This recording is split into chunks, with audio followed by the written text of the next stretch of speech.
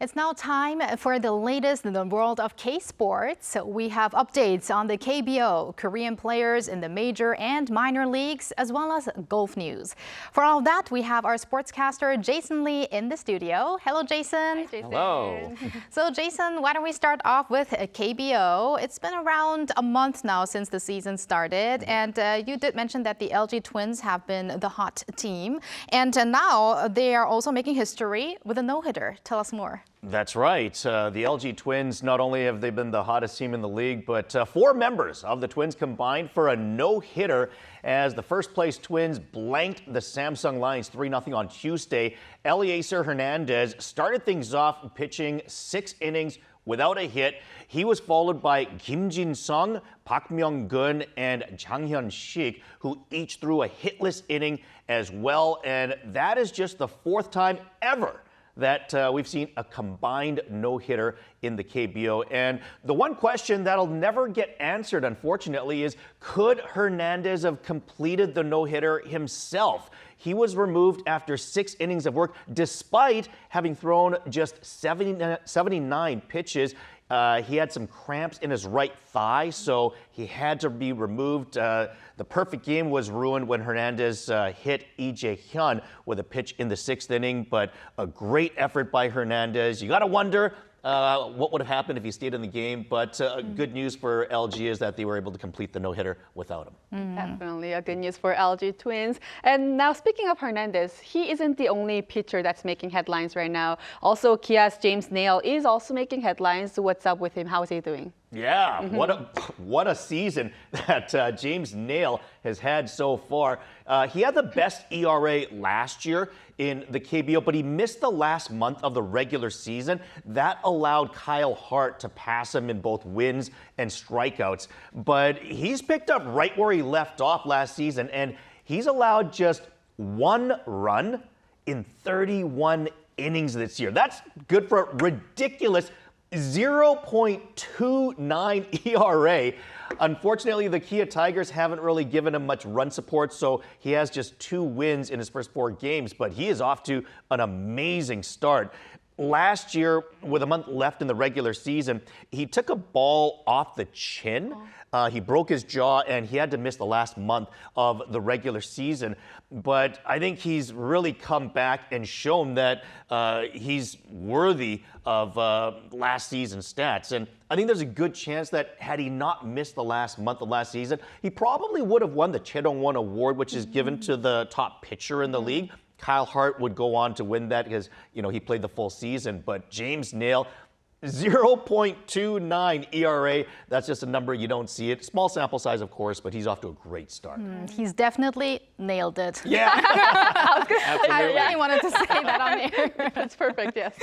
But Jason, speaking of players on hot stars, let's also talk about the son of the wind, or maybe I should say the grandson of the wind. Yes, yeah, Lee Jung-hoo. So he's been not just hot, but red hot in the major league. So give us the updates. Yeah, no doubt about that. Lee Jung-hoo, of course, his nickname, the grandson of the Wind, because his dad was the son of the Wind, Lee Jung-bum. Lee Jung-hoo has been playing lights out in MLB for the first 3 weeks of the season. He is hitting .348 after another hit today. Of the 18 games that he has played, he has hits in 16 of those games. So just only 2 games that he does not have a hit. He's in the top 10 in all of Major League Baseball in hits, in batting average, in slugging, in wins above replacement. Just about any stat offensive, he is up there. And he's also got 3 home runs along with 3 stolen bases in only 3 attempts as well. So if you consider last year, in 37 games, he had 2 home runs and 2 stolen bases. So he's already passed his stats from last season in half the number of games. He's off to an amazing start. And if the season were to end right now, I have no doubt that he might not be the National League MVP right now, but he would certainly get votes as an MVP, probably be top 5 in voting as to how his play has gone so far this season. So San Francisco, they invested over $100 million in him last season. He only played 37 games. A lot of people were wondering, oh my God, what did we do? But I think in the early going so far this season, Lee Jung-hoo has really shown that he's been worthy of the high praise that San Francisco has been giving him. Wow, let's hope that his great condition will continue as it is right now. Yes. And speaking of MLB and Lee Jung-woo, we have to talk about Kim Hae-sung as well, who's also playing in MLB as well. But he's in the minor league right now. But I heard he's doing great. Yeah, he's been off to a pretty good start. He got off to a bad start the first couple of games, but as of late, he's turned it on, especially the last week. He had a 2 home run game. Before that was a 1 home run game. So he had 3 home runs in a span of 2 games. He's now hitting .368 on the season. He's also got 4 stolen bases in 4 attempts. So he's really getting a lot of action down there. And he's also playing 3 different positions. So he typically plays second base, but he's been playing a lot of shortstop. He's been playing center field as well. And I think this is because LA realizes that they want to get him up to the major leagues, but we don't know what position he's going to play there. Andy Paez has not been playing that great. Max Muncy has not been great at third base as well. So there's a couple of possibilities of places that he could play defensively for the team. So I think they're trying to give him some reps at each of those positions because his offense is starting to pick up. You know, Paez and Muncy are both hitting under 200 in the major leagues, whereas he's hitting .268 in the minors and doing well, though. And defensively, he's looked good as well. So I think there's a good chance that he could get called up maybe towards the end of April, or I would think at the latest at the beginning of May, especially if Paez and Muncy continue to struggle. Yes, I was wondering when you would think he would be deemed ready to be in the major league. So what would be the most important factors for him right now? The key is definitely being able to catch up to North American pitching velocity. So in the KBO, I think you're looking at an average fastball of about 89 to 91 miles per hour, whereas in Major League Baseball, the average fastball runs about 94, 95. And I think in AAA, it's probably around 94 as well, 93, 94. So the fact that now he's getting some repetition against some harder, faster pitches, and he's doing well against him, I think there's a good chance that he could get called up. And when he does, I think he'll be very deserving of it. Okay, well, let's keep our fingers crossed for him. Yes. And now let's move over to golf. The biggest event in golf, the Masters, just wrapped up last weekend. Although it wasn't won by a Korean, it was not a bad finish for Im Sung-jae. Tell us more. Yeah, absolutely.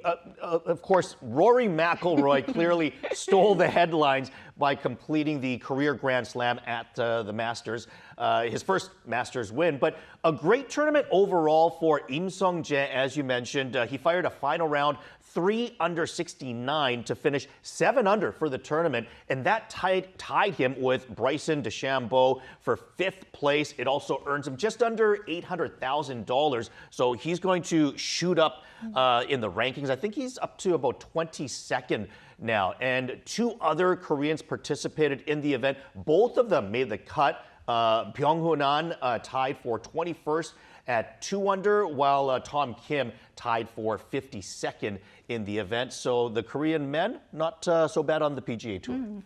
Not too bad, yes. And I was looking at the Masters and I thought, you know, Im Sung-jae could maybe one day hit a Grand Slam too. You know, nothing's impossible, right? You never know. You never know. Grand Slam tournaments. Looking forward to Im Sung-jae's career as well. And also, much talked about the Leaf Golf is actually coming to Korea just in 2 weeks now.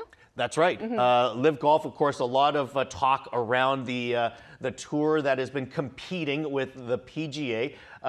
Jack Nicklaus Golf Club in Songdo, Incheon will be hosting the event, which starts on May the 2nd. Of course, Live Golf, a lot of controversy because, you know, they're stealing a lot of big-name players from the PGA. But the reality is, hey, they're bringing some of the biggest names in golf to Korea very, very soon. You got Dustin Johnson, Bryson DeChambeau, Sergio Garcia, Phil Mickelson, John Rahm. Of course, Kevin Na will be among those fan favorites captaining the Ironheads team as well. Koreans are going to love to see the Korean squad.